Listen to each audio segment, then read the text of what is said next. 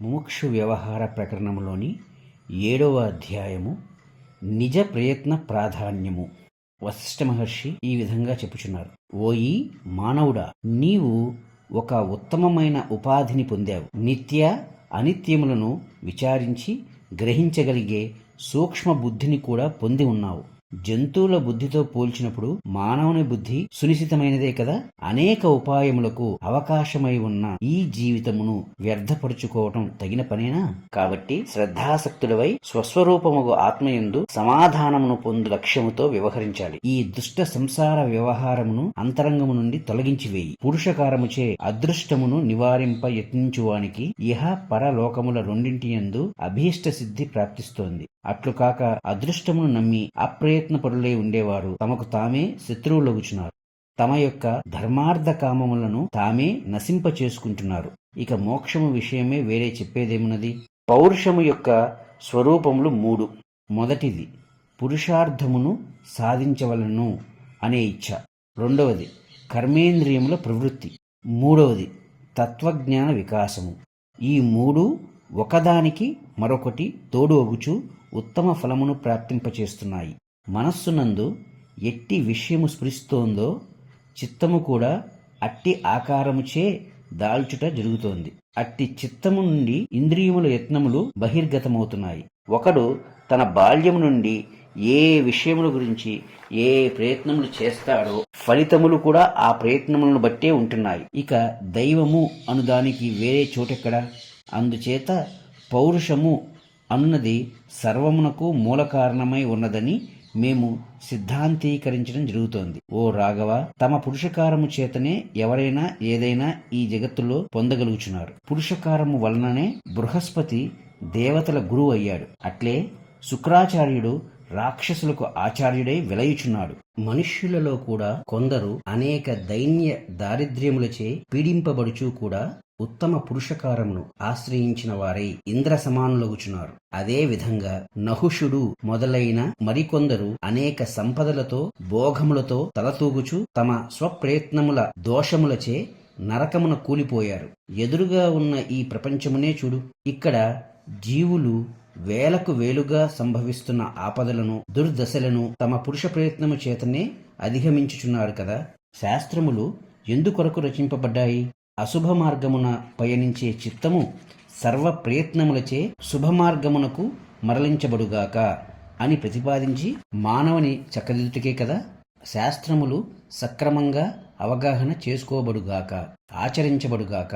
గురుజనులు కూడా మానవులకు నాయనలరా, శుభదాయకము, అనపాయకరము, ఉత్తమ ఫలప్రదము అయి ఉన్న ఈ క్రియా వ్యవహారములను యథారీతిగా యత్నపూర్వకంగా ఆచరించండి అనే ఉపదేశిస్తున్నారు. అంతేగాని దైవమే అన్నీ ఇస్తాడు, మీరు ఇష్టం వచ్చినట్లు తిని తిరగండి అని చెప్పడం లేదే.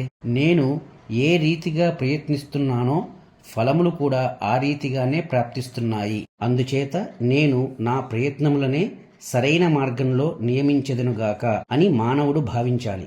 ఎప్పుడైతే అతడు అట్టి సద్విమర్శ చేయడో అప్పుడు తనకు దైవం వలననో అదృష్టము వలననో ఇతరుల వలననో అశుభములు ప్రాప్తిస్తున్నాయని అనుకోవటం వాపోవటం జరుగుతోందని మా అభిప్రాయం. అతడు అనేకసార్లు నా సామర్థ్యము ప్రయత్నము ఎట్లా ఉన్నాయి అని ప్రశ్నించుకోకుండా వారి వలన నేను ఇది సాధించలేకపోయాను అని అనుకుంటూ పరదూషణకు దిగుచున్నాడు. పౌరుష బలము చేతనే కార్యసిద్ధి జరుగుతోంది అనున్నది నిర్వివాదాంశము. బుద్ధిమంతులు పౌరుష బలమును ఆశ్రయించే తమ కార్యములచే అనేకులను ప్రభావితం చేయగలుగుచున్నారు. అయితే జీవితంలో అయిష్టమైనవి కష్టమైనవి సంభవిస్తున్నప్పుడు అల్పబుద్ధి గలవారిని ఓదార్చుటకు బుద్ధిమంతులైన వారు దైవము అనే శబ్దమును ఉపయోగించడం జరిగింది. అట్లు కల్పించబడిన దైవము అను దాని పట్ల విశ్వాసముచే లేక భీతిచే ఉత్తమ కార్యాచరణము నిర్వర్తించబడగా ఆ శిష్యులు ఉత్తమ బుద్ధి సమన్వితులై సర్వము గ్రహించగలరు అనున్నదే బుద్ధిమంతుల ఉద్దేశం. ఇది చిన్నపిల్లలకు ప్రమాదరహితమైన సత్ప్రవర్తన నేర్పుట వంటిదే. అయితే దైవము అను శబ్దము ఏదీ స్వయంగా ప్రసాదించదు. ప్రయత్న బలమును అనుసరించే సదవగాహన సత్ప్రవర్తనముల నుండే ఔన్నత్యమనేది లభిస్తోందని గ్రహించు. పురుషకారమే ఫలవంతమగుచున్నది అనున్నది అందరికీ అన్ని వేళలా ప్రత్యక్షానుభవమే. ఒకడు ఒక చోట నుండి మరొక చోటికి వెళ్ళాలంటే కూడా స్వప్రయత్నమే శరణ్యమగుచున్నది కదా. భుజించిన వానికే రుచి తెలుస్తోంది, తృప్తి కలుగుతోంది, ఆకలి తీరుతోంది. భుజించని వానికి ఆకలి ఎలా తీరుతుంది? నడిచేవాడే వెళ్ళగలుగుతాడు, నడువనివాడు వెళ్ళేదెట్లా? మాట్లాడేవాడే చెప్పగలుగుచున్నాడు, మాట్లాడనివాడు తాను అనుకున్నది ఎట్లా చెప్పగలుగుతాడు? అందుచేత పౌరుషమే జనులకు సిద్ధిదాయకమగుచున్నదనుటలో ఎవరికీ ఏమాత్రం సందేహం ఉండవలసిన అవసరం లేదు. అనేక మంది ధైర్యశాలురు పౌరుషమును ఆశ్రయించే గొప్ప సంకటముల నుండి విడివడుచున్నారు.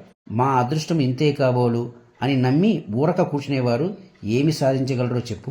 ఓ రామ, మరల మరల ప్రకటిస్తున్నాను, ఏ వ్యక్తి దాని కొరకు ఎంతగా ప్రయత్నిస్తాడో అతడు దానిని అంతవరకే అట్లే పొందుచున్నాడు. తూష్ణీభావం వహించి ఊరుకునేవానికి ఎక్కడా ఏమీ సిద్ధించుట లేదు. శుభ పురుషకారము శుభమునకు, అశుభ పురుషకారము అశుభమునకు దారితీస్తోంది. కాబట్టి నీవు దేనిని కోరుకుంటున్నావో దాని కొరకే ఉత్తమ ప్రయత్నం చేయి. ఇక ఫలితమంటావా, అది వెనువెంటనే లభించవచ్చు, లేదా కొంత ఆలస్యంగా ప్రాప్తించవచ్చు. ఏది ఏమైనా శుభ ప్రయత్నములకు శుభము, అశుభ ప్రయత్నములకు అమంగళము వచ్చి తీరుతాయి. వాటిని ఎవరూ నిరోధించలేరు. ఇది అప్రతిహతమైన విధాన శాసనం. అయితే దేశకాలాధీనంగా పౌరుష బలంచే లభిస్తున్న శుభ అశుభ ఫలములనే దైవము అని అందరూ పిలుస్తున్నారు. దైవము అనగా దయేవం, ఏదైతే ఇస్తోందో అని. అంతేకాని దైవము అనగా కనులకు కనబడని ఏదో తెలియరాని శక్తి, లేక అకస్మాత్తుగా కారణం లేకుండా ప్రవర్తించేది, లేక ఇంకొక చోట ఎక్కడో ఉన్నట్టిది అయి ఉండనే లేదు. పురుషుడు ఈ లోకమునందే జన్మిస్తున్నాడు, పెరుగుచున్నాడు, ముదుసలి అగుచున్నాడు. ఈ విధంగా బాల్య యవ్వన వార్ధక్యాలు ప్రత్యక్షానుభవంగా అయినట్లుగా అదృష్టము అన్నది ప్రత్యక్షంగా లభిస్తోందా? లేదు కదా. కనుక మా ఉద్దేశంలో కారణమే లభించనట్టి అదృష్టము అన్నది లేనే లేదు. సత్పురుషులైన వారు పరమార్థములను సాధించు యత్నములు అను వాటినే పౌరుషము అను పేరుతో పిలుస్తున్నారు. లౌకిక దృష్టితో చూచినప్పుడు కూడా పౌరుషము లేక పురుష ప్రయత్నం వలనే అభీష్టములన్నీ సిద్ధిస్తున్నాయి. చేతులతో వస్తువులను కదల్చటం, మాట్లాడటం, చూడటం ఇట్లే సర్వేంద్రియ క్రియలు ప్రయత్నము లేక పౌరుష బలం చేతనే జరుగుతున్నాయి. అంతేకాని దైవ బలం చేత కాదే. అయితే అనర్థకరములు, నిష్ప్రయోజనకరములు అయిన ప్రయత్నములు అట్టి ప్రయోజనములనే కలుగజేస్తున్నాయి. అల్పాశయముతో కూడిన వాటి ప్రయత్నముల వలన పొందేదేముంటుంది? అందుచేత సత్సంగమందు, సత్శాస్త్ర పర్యావలోకనమందు బుద్ధిని వినియోగిస్తే ఆ బుద్ధి సునిశితమవుతుంది. అప్పుడు సమగ్ర సదవగాహంతో కూడిన ప్రయత్నము చేతనే అనుకున్నది లభిస్తుంది. అజ్ఞానం చేతనే వైషమ్య మమకార వృత్తులు జనిస్తున్నాయి.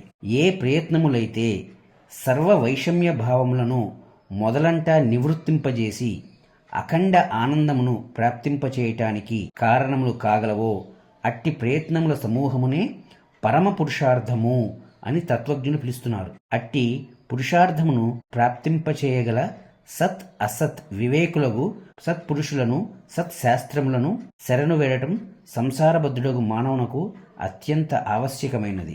సరోవరంలో అందమైన తామరలు వృద్ధి చెందాయనుకో, అప్పుడు తామరుల వలన సరోవరం, సరోవరం వలన తామరులు పరస్పరం శోభింపజేసుకుంటాయి కదా. అదేవిధంగా సత్శాస్త్ర సాధు సాంగత్యాల వలన బుద్ధి, బుద్ధి వలన సత్శాస్త్ర సాధు సాంగత్యాలు శోభిస్తున్నాయి. అందుచేత బాల్యము నుండి వాటిని అభ్యసించాలి. వాటి వలన ఆ అభ్యసించువాడు తనను తాను ఉద్ధరించుకునుటే కాక అనేకులను తన వలనే సమున్నతులను చేయగలడు. ఎందుకంటే అతనికి స్వాత్మలాభమే చేకూరుతుంది కదా. ఓ రామచంద్ర, ఈ ప్రపంచమంతా అదృష్టము చేత నడుచుచున్నదని భ్రమింపబడకుండుగాక.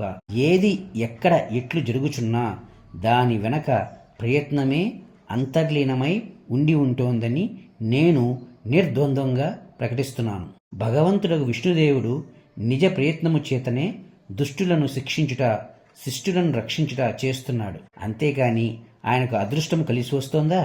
కానే కాదు. ఈ జగత్తులో ఎవరికైనా పురుష ప్రయత్నమే ఇష్టసిద్ధిని ప్రాప్తింపచేస్తోంది.